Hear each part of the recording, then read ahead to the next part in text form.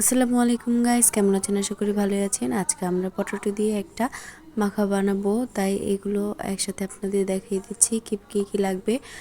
এখানে লাগবে টমেটো, শসা, পেঁয়াজ, কাঁচামরিচ, ধনিয়া পাতা। এখানে নিয়েছি চিপস, আর হচ্ছে গিয়ে এখানে চানাচুর। তো আপনারা যে কোনো চিপস দিয়ে বানাতে পারেন। তো আমার বাসায় যা ছিল তা দিয়ে বানাচ্ছি।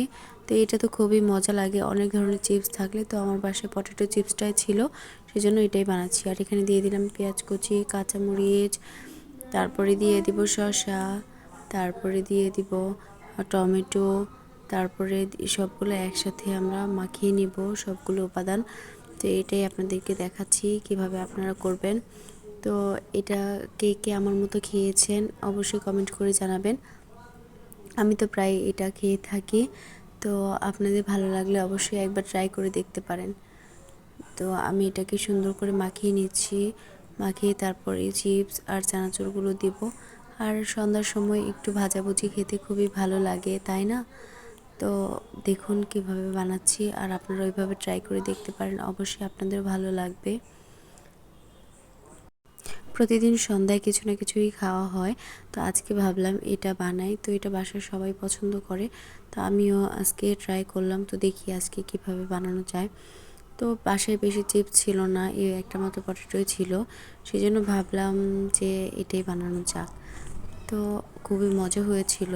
তো আপনারা এইভাবে খেয়ে দেখতে পারেন, আর এটা তো খুবই মজাদার একটা খাবার।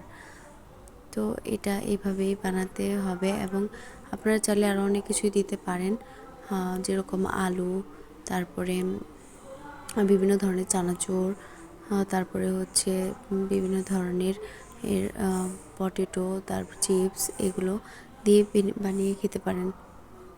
তা আমার কাছে যা ছিল আমি তাই বানিয়েছি। তো ভিডিওটি যদি ভালো লাগে অবশ্যই কমেন্ট করে জানাবেন কে কী খেয়েছেন, আর যারা খাননি অবশ্যই একবার হলেও ট্রাই করবেন। খুবই মজাদার একটা খাবার। তো সবাই মিলে খাচ্ছিলাম আর খুব এনজয় করছিলাম। তো সন্ধ্যার সময় একটু এরকম খাবার হলে তো জমেই যায়, তাই না? দেখুন তো কতটা লোভনীয় লাগছে। তো আশা করি আমার ভিডিওটি ভালো লাগবে, এবং ভালো লাগলে অবশ্যই সাবস্ক্রাইব করে দিবেন। ধন্যবাদ সবাইকে।